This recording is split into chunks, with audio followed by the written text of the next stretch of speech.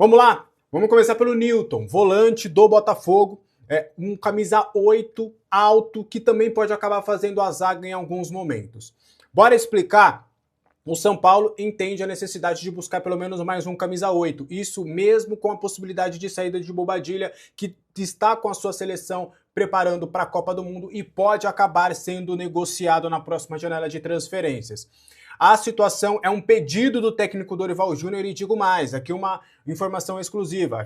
A primeira vez do nome do Newton foi dado pelo André Hernan e a gente foi apurar mais detalhes. O Dorival aprova o nome do Newton e chegou a ter a possibilidade de conversar com o Corinthians na época que ele era treinador para a contratação deste atleta, mas é o mesmo cenário que o São Paulo enfrenta agora. O quê?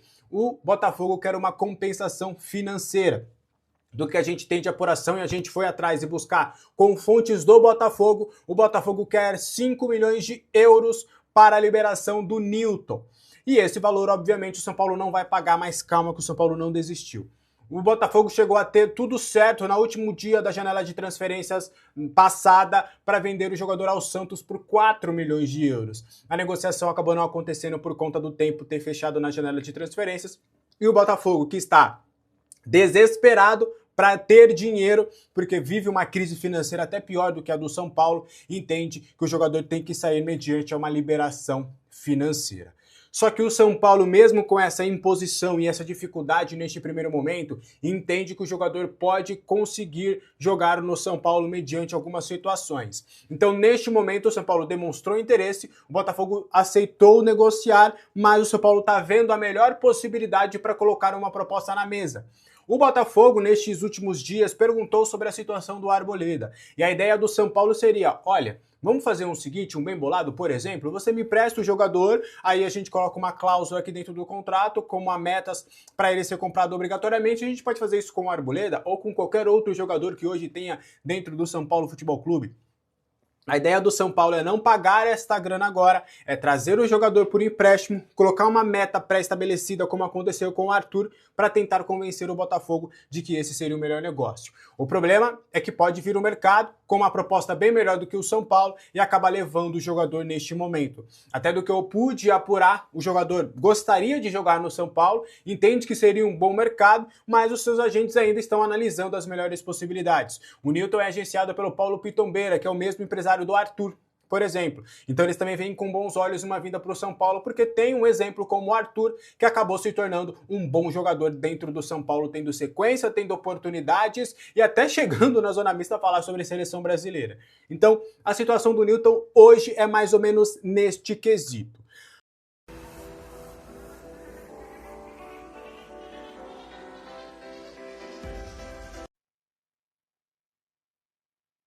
Fala pessoal, estou voltando aqui para contar um bastidor, uma história. Essa vale a pena, essa é muito importante e é legal a gente conversar e contar para vocês bastidores, porque aconteceu agorinha.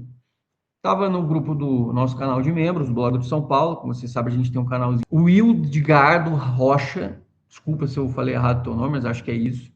Ele gravou para mim e mandou aqui para mim, olha aqui, Zanqueto, o Samidana, do staff do Diego Fernandes, está aqui no pânico e está contando da reunião que teve com São Paulo e durante essa reunião ele contou um fato interessante em que o herdeiro da Ferrari e da Juventus, da família Agnelli, que comanda a Juventus de Turim, a Vecchia Senhora, acho que o maior time da Itália, se não um dos mais tradicionais junto com o Milan e a Inter de Milão, ele teoricamente teria ligado para o Diego Fernandes para falar com ele naquele momento, e o Diego Fernandes falou, não posso falar, mas estou no São Paulo, e acabou brincando, falando que estava ali no São Paulo, e que parece que ele colocou no Viva Voz e falou para o Macis, se virar SAF, de repente posso virar São Paulino e investir também, e aí parece que a brincadeira surgiu porque acho que Lapo, Agnelli, alguma coisa assim que é como é conhecido, ele é casado com uma brasileira que é torcedora do Fluminense.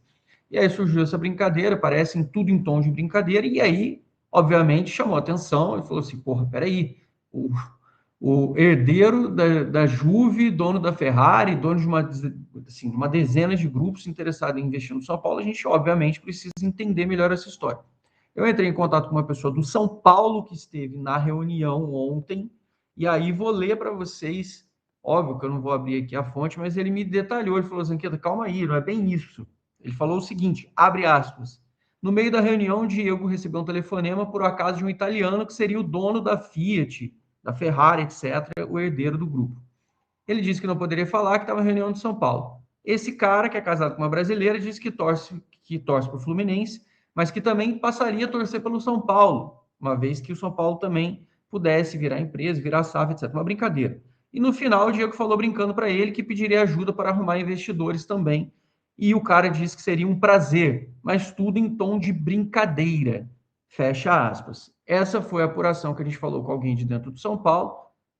Aí tem a versão do Samidana, mas de fato essa conversa aconteceu, quem estava presente confirmou, e ele seria aí herdeiro do grupo que comanda essas marcas incríveis aí, fantásticas com relação a isso. Uma coisa é fato, o Diego Fernandes pode até não conseguir investir no São Paulo hoje, amanhã, ele ser o responsável por esse processo de mudança, mas é fato que é fato mesmo, esse cara conhece todo mundo, ele transita nos círculos mais importantes, e como eu falei para vocês hoje em live até, ele disse para o São Paulo, confidenciou no São Paulo que ele, inclusive, vai ter um camarote na Copa do Mundo e que vai acompanhar a seleção brasileira e vai estar levando diversas pessoas. Espero que ele também aproveite para divulgar a marca do...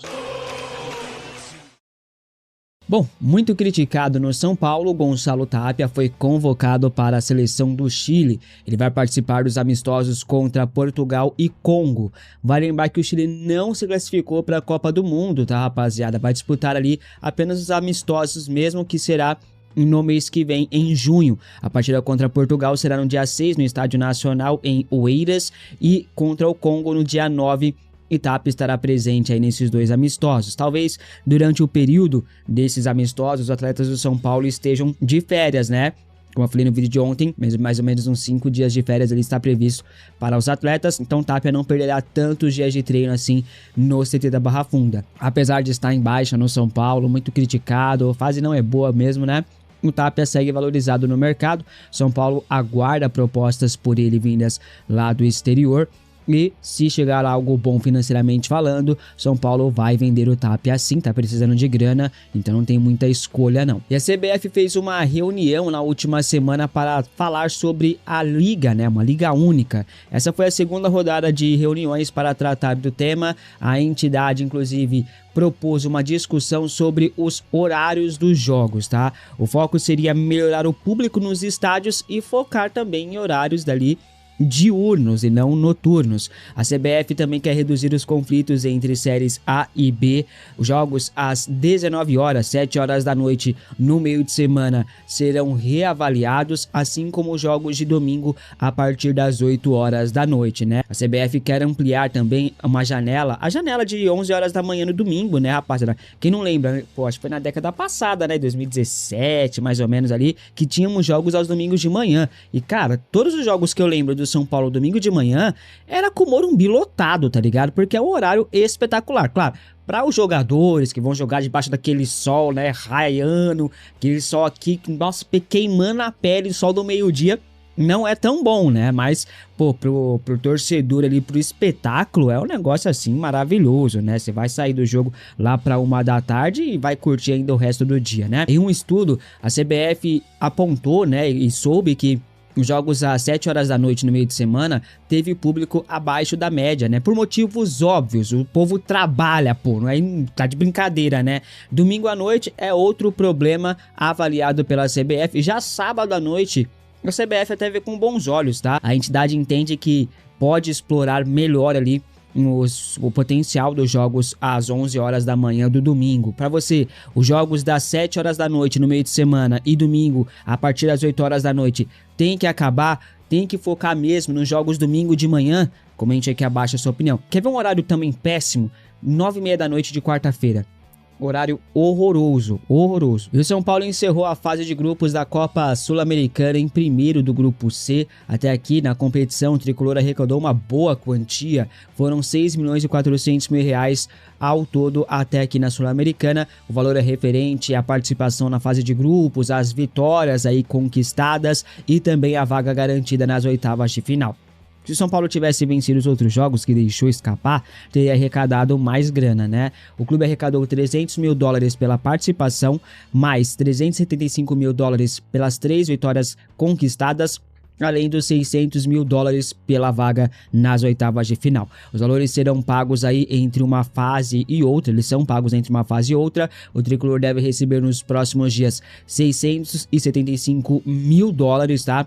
O restante da quantia será recebida aí entre a outra fase, né? Depois das oitavas de final, que vai acontecer nos dias 11 e 20 de agosto. O São Paulo prevê chegar nas quartas de final da Sul-Americana, né? Se conquistar o título, o tricolor embolsará no total 64 milhões e 400 mil reais, com todas as premiações até a final, né? Fora a bilheteria. Agora, Copa do Brasil paga muito melhor, mas muito melhor. Mas falando em bilheteria, o São Paulo embolsou menos do que previu no orçamento, né? Pra falar a verdade, o tricolor arrecadou menos da metade do previsto, rapaziada. O orçamento previa uma arrecadação de 44 milhões e meio de reais com bilheteria até junho deste ano, mas o montante arrecadado até aqui foi de apenas 20 milhões e 200 mil reais, o que corresponde a menos da metade do valor previsto.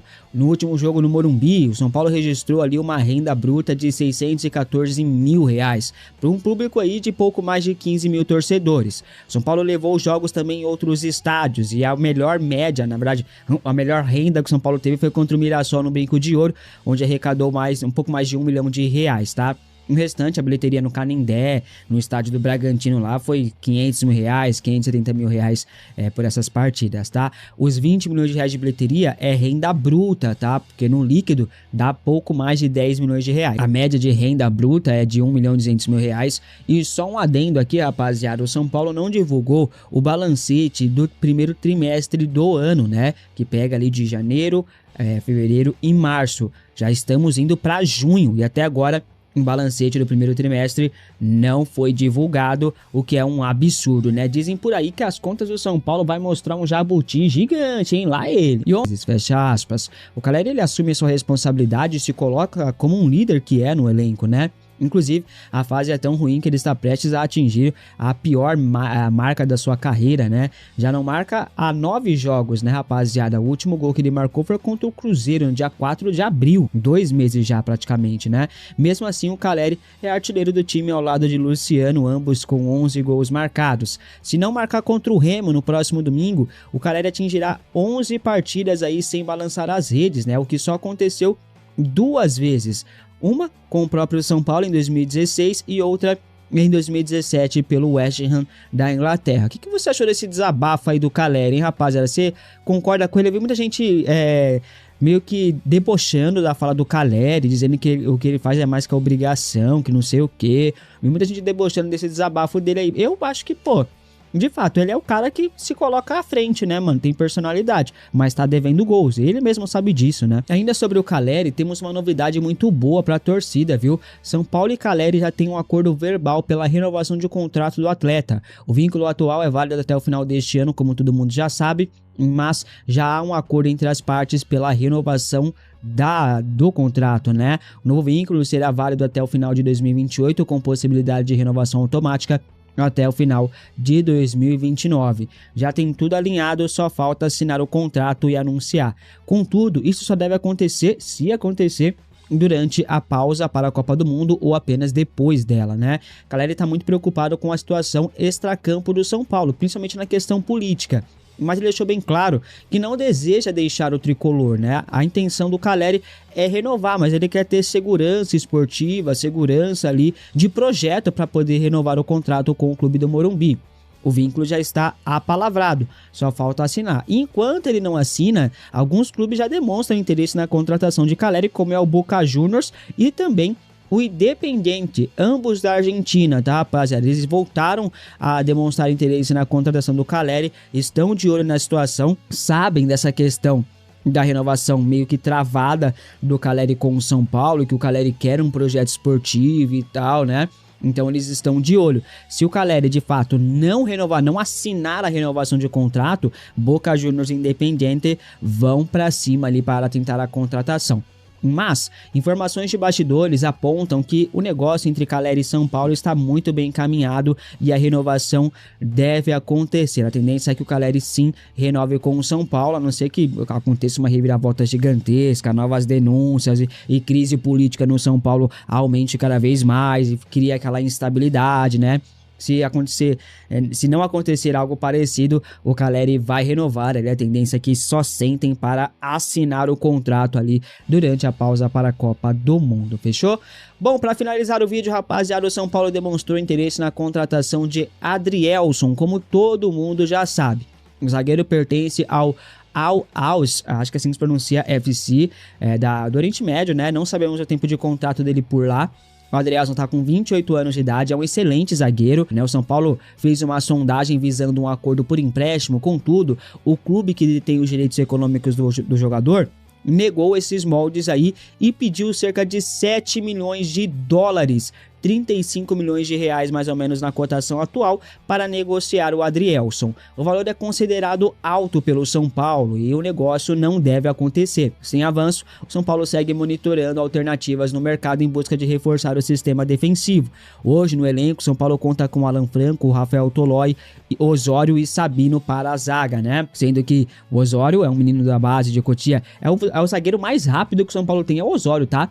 O São Paulo tem que dar a oportunidade para esse menino aí, porque esse menino é muito rápido, né, na velocidade, dificilmente ele vai perder. Aí tem o Rafael Tolói, que, né, já sabe, né, não vai renovar, inclusive, também, e então fica complicada a situação, né, rapaziada. O São Paulo vive uma grande crise financeira, todo mundo já sabe, vai ter que ser criativo no mercado, em busca por reforços. O Adrielson foi consultado, mas os valores ali fogem da realidade financeira do clube e o São Paulo não deve avançar pela contratação do jogador. Tá insistindo no Nilton no Botafogo. E o São Paulo vai contratar alguém, Arnaldo? Vai precisar. Sei lá com que dinheiro. Pois é, eu fiquei pensando na frase do Massini sobre nenhum dirigente cartola em ano de eleição toma medida impopular. Vamos ver como é que vai ser o Macis, que nem candidato oficial é ainda, né? Mas, o que vai ser do São Paulo? É uma interrogação maior que a do Corinthians, eu acho, na parada. Mas o São Paulo não tem um Memphis, né? Pra chamar de seu. Não tem mais. O Oscar saiu, né? Mas, aí que tá. Vende o Marcos Antônio, fica com o Marcos Antônio. Contrata zagueiro, não contrata zagueiro. Né? Então, o time do São Paulo, diferentemente do Corinthians, não é um time formal. O Corinthians, se conseguir manter, como disse Diniz, o time tá ok. O Dorival não tem time para manter. Não tem nem zagueiro para colocar. Em algumas posições, o São Paulo precisa contratar. Tem como. Não sei como. Se vai pagar direito ou não, aí é outra discussão. Ele tem tentado colocar esse jogo... Essa é uma boa discussão. Talvez o jogo mais indigesto seja o do São Paulo, porque ele vai a Belém 8h30 da noite no domingo. Então todo mundo da passagem comprada. O Dorival tem tentado desesperadamente colocar na cabeça dos poucos jogadores que restam no São Paulo do tamanho do jogo, tamanho e a importância desse jogo para a sequência. Porque isso significa a primeira parte da tabela ou voltar olhando lá para baixo. Das duas, uma, né? Já que o São Paulo não vence no Brasileiro há milênios. Uma coisa que eu fiquei em dúvida quando você falou ontem. A questão do Arthur. O São Paulo é obrigado a comprar o final do empréstimo ou não? São metas. Agora todo jogador é assim. Jogador vem por meta. Tá. Então já deve ter o Arthur, o número de jogos. Aí é obrigado. Se bater o número de jogos, é obrigado. Igual o Corinthians. Foi obrigado a comprar o Kaká porque ele bateu o número de jogos do time japonês. Teve que comprar. Agora, o Arthur tem mais um elemento. O Botafogo, esse clube que a gente está vendo. Se o Arthur, o Botafogo tem a possibilidade de vender o Arthur, mesmo sendo do São Paulo, no meio do ano. Resta ao São Paulo cobrir a proposta. Certo. Quer dizer, cobrir a proposta, não. Exercer a compra definitiva antecipadamente. Antecipadamente. Se tiver uma Entendi, proposta. Agora ficou claro. Amanhã a gente vai falar mais a importância da vitória contra o Remo, que é um dos piores times até agora, a volta do São Paulo da Copa. Atlético Paranaense, Flamengo e Santos. Essa é a sequência do São Paulo na volta. São Paulo depois da Copa do Mundo. Vamos falar bastante amanhã de São Paulo, porque vai ter o sorteio da Sul-Americana e o sorteio da Copa Libertadores, mas vamos conferir agora. Kaique, agora vamos voltar, então, vamos por partes. Primeiro, em relação a essa pausa para a Copa do Mundo. tem muita gente apostando na pausa para a Copa do Mundo, né? O São Paulo, inclusive, vai em busca de amistosos, o Dorival vai ter tempo de preparar o time, vão chegar reforços, vão sair jogadores, se a gente falando que o Bobadilla vai embora, por exemplo, mas é um calendário estranho que acabou ficando do futebol brasileiro, que eu particularmente até gostei do Campeonato Brasileiro começar em janeiro, mas a pré-temporada é em junho, julho. Né? É o momento em que se tem para dar férias, é no meio do Campeonato Brasileiro, é no meio do ano. Então Tá percebendo o rumo que o futebol brasileiro está tomando? Pois é, né? De se adaptar ao calendário europeu. Acho que é questão de tempo para empurrarem o Campeonato Brasileiro para começar em julho. Acho que é melhor para todo mundo, inclusive, tá?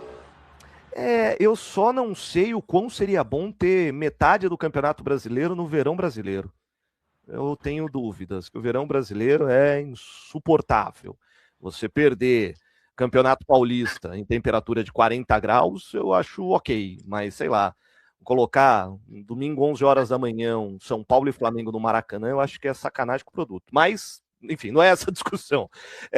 Esse momento de pausa é o grande momento para o São Paulo, né, Caio? Eu tô apostando muito nessa parada, acho que um dos clubes que pode aproveitar mais a oportunidade dessa parada é o São Paulo. Talvez essa parada para a Copa do Mundo seja mais importante para o São Paulo do que para vários outros clubes.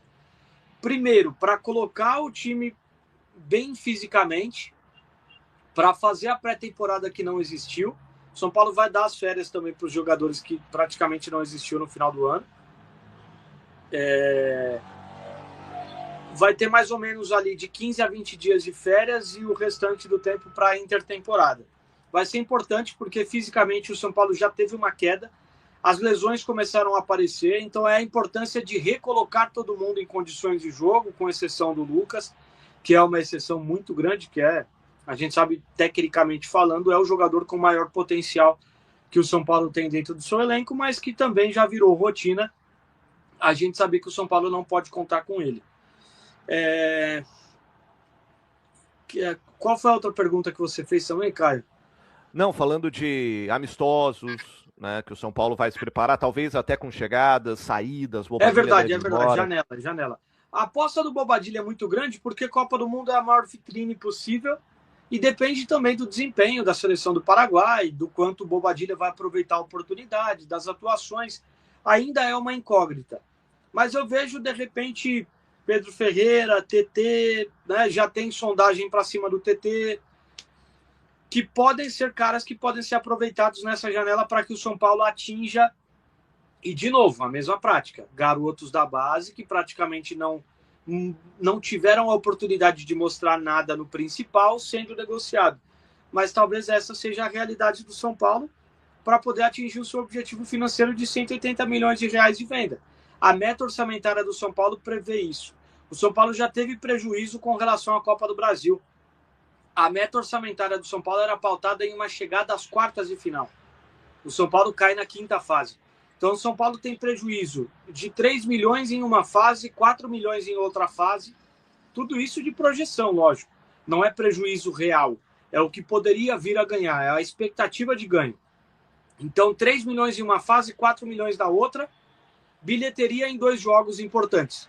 Bilheteria que, se a gente for pegar a última vez que o São Paulo chegou em oitavas de Copa do Brasil, 2 milhões e meio de bilheteria. Última vez que chegou em quartas de final de Copa do Brasil, 3 milhões e meio de bilheteria. Então, tudo isso aí você coloca no bolo, já vai lá para 2 milhões, não o prejuízo, mas o que o São Paulo não vai ganhar. Então, precisa recuperar todas essas questões de uma outra forma, falando de mercado. Então, a oportunidade do São Paulo é aproveitar em venda de jogadores. Alguns jogadores são possibilidades, né, para venda. Você tem sempre o Bobadilla como uma referência para o seu único jogador hoje de seleção. Quem mais? Você tem o Marcos Antônio, que é um cara muito visado, mas a multa é muito alta e a perda esportiva seria gigantesca você perder o Marcos Antônio. Não sei até que ponto vale a pena, né, você perder um jogador desse. Enfim, são poucos jogadores que a gente vê hoje com possibilidade de negociação, tirando os da base pelo fato de ter a idade e a oportunidade de maturar em um outro clube. Então essas são as oportunidades pontuais que o São Paulo pode aproveitar no mercado, o Caio.